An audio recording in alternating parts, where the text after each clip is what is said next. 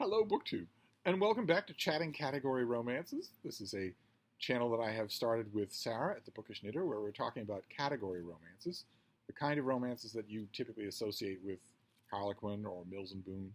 And there are many different kinds of category romances, many different kinds of headings and series, and I am letting another BookTube event govern my choices for August.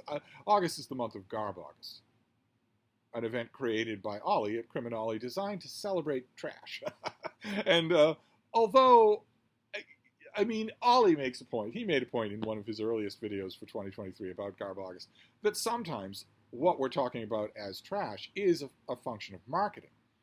In addition to the reality of what's on the page, there's also the reality of how people view these things.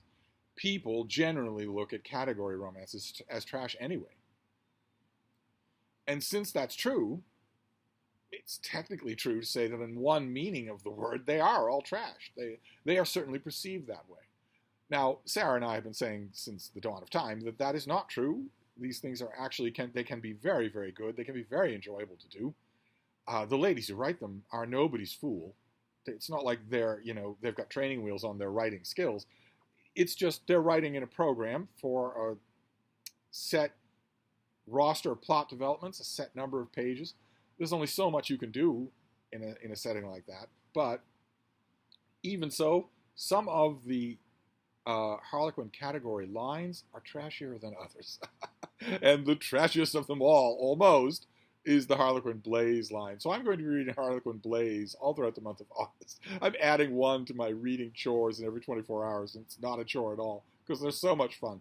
But you should have a little content warning that Harlequin Blaze novels waste very little time with Jane Austen-style verbal flirtation. they tend to get straight to the matter at hand, if you know what I mean. I am going to run out of euphemisms by the end of the month. So I found another one. I found another one to read last night. This is by Ellie Kennedy, and it's called Witness Seduction. Not Witness Protection, because he wouldn't notice if somebody else was in the room, but Witness Seduction. Quite the cover. And this is the story of a young woman named Marley Kincaid, who has retreated to her hometown and is fixing up a big, old, peeling, ramshackle Victorian house. She loves the place, and she's throwing herself into renovating it as a way to shield herself from the world. Her best friend accuses her of withdrawing from the world. She has a real good reason for that, because she was a nurse, and she is still a nurse, but she was a nurse at a hospital in the city, and a man named Patrick Greer came in. He was wounded. He gave her a sob story about his wound. She believed it. She helped him to recover. They fell in love. She lived with him. She loved him, and she thought he loved her. Until he disappeared. And it turned out the police informed her that he was a major drug runner. He is still a major drug runner. He is missing. And it's a very, very much an active, open case, because not only is he a major drug runner, but at the height of his power, when he was getting ready to flee, he shot and killed a DEA agent. So the DEA is all over him. They're all over the case. They let Marley go. She protests up and down that she had no idea, literally no idea, that any of this was true about her husband. And they can't prove that she didn't, so they let her go. But they keep watching her. The DEA agent involved who is watching her is Caleb Ford, who in real life would not be. He's conducting surveillance on that Victorian house from just next door. And in real life, he would not be allowed to do that because it was his best friend and partner who Patrick Greer shot and killed. He wouldn't be allowed anywhere near this case for fear that he would just kill Marley without even asking permission. So he's watching her through a telephoto lens and surveilling her house through, cameras that he's set up. And it's creating tentpole issues every single day because she's extremely attractive. He is extremely attracted to her while he is surveilling her. So much so that he is not willing to sign on completely with the sentiments of his superiors, who are all of the opinion that Marley must be lying. She must have known what her husband was doing. She must have. They're surveilling her because they are sure that she is an accomplice. Now, we as romance readers know that she's not. If we met her and listened to her playful badinage with her best friend and saw her inner thoughts about the house and what a headache it would be to fix up and all, if we saw all of that and then in the final act reveal of the book it turns out that that was just one layer of what she was thinking, that she actually is an accomplice, that would not be a Harlequin novel. If you see what I mean. That's exactly what categories promise and don't promise. They promise that you will not have the rug pulled out from under you like that. Instead, you will get a good meat and potatoes story that does not subvert your expectations or torpedo your hopes like that. That won't happen. If Ellie Kennedy had had a story like that in mind, I am sure that her Harlequin editors would have said, well, you know, we love you, we love working with you, but this won't work for us. We encourage you to write this novel. It sounds fantastic, but you'll need a different publishing house. So we're not in any doubt that Ellie is innocent, or that Marley is innocent. But the cops watching her are, except for Caleb.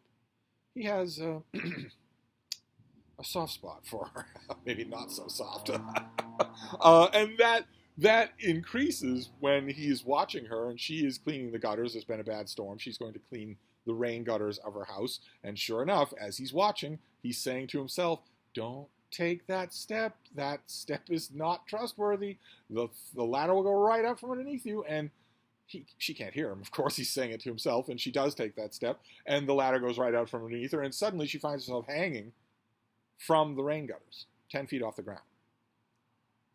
And he sees it, he bolts up, he breaks cover. He's absolutely not supposed to do that. He breaks cover, runs over to her, and says, well, I just relax and let go, and I'll catch you.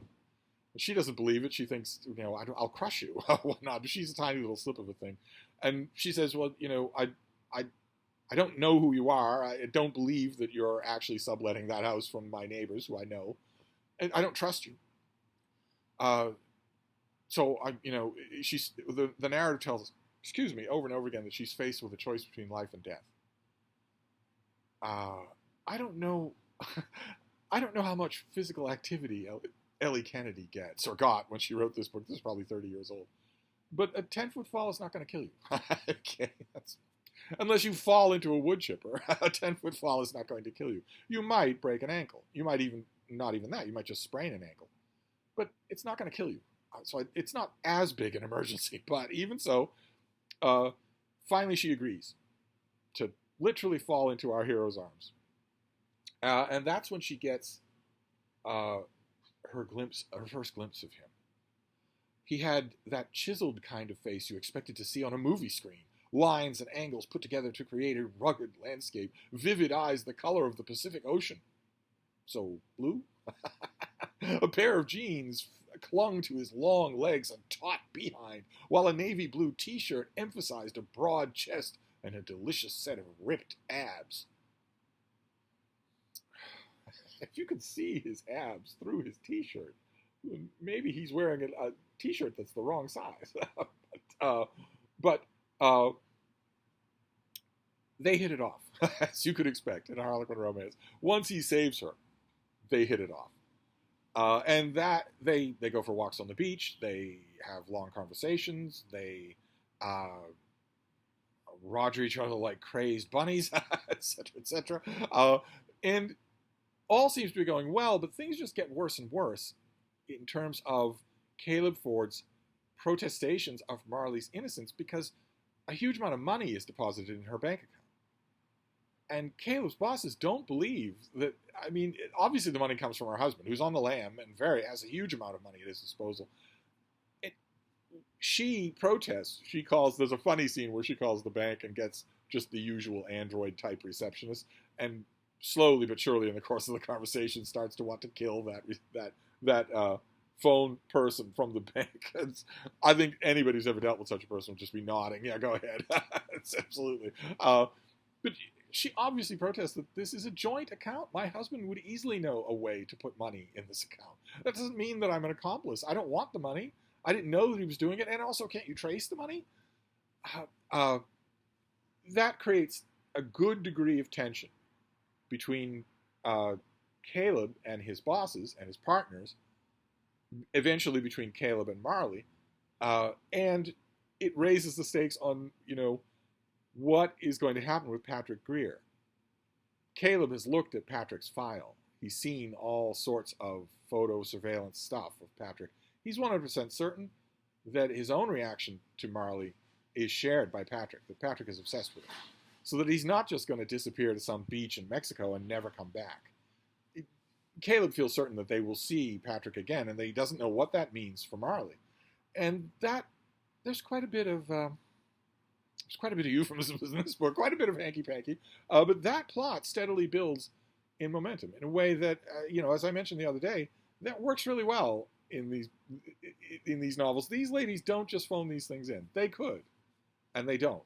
They manage to put some heart into what they do, some thought. I mean, the plot yesterday was not all that big. The plot today gets better and better as you go along. But to me, the most interesting thing about the book, not the breathless scenes, but rather Marley herself. Because the worst thing that Patrick did to her was to make her doubt herself. And I could easily picture another romance author skating right over that. Just get on to the funny, fake, meet cute banter with the gorgeous guy. And Ellie Kennedy doesn't do that. We feel what the real cost of what Patrick has taken from Marley. I have a passage here. She hadn't wanted to analyze her actions of the past week, but it was getting hard not to. Having sex with him in a car in broad daylight was one thing. Yeah, it's called a Blaze novel. But bringing him home to meet her father, strolling down the beach with him, those things had nothing to do with sex and everything to do with what? A relationship? She gulped. Well, why shouldn't she want a relationship with him? He was an amazing lover. Of course, that tops the list in any Blaze novel. A great listener. He was smart. He made her laugh with that subtle, dry humor of his. Heck, he could even cook, which he'd proved last night when he'd fixed dinner for the two of them. Now, they work up quite the calorie deficit. So you need to be constantly eating in a Blaze novel.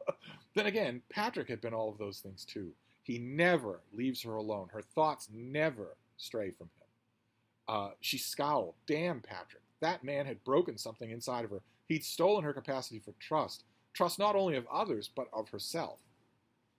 And if you're reading one of these things, let's get back to the cover here. If you're reading a Blaze novel, you know what's coming. And I knew what was coming. I knew that at the end of the book, that element would be gone.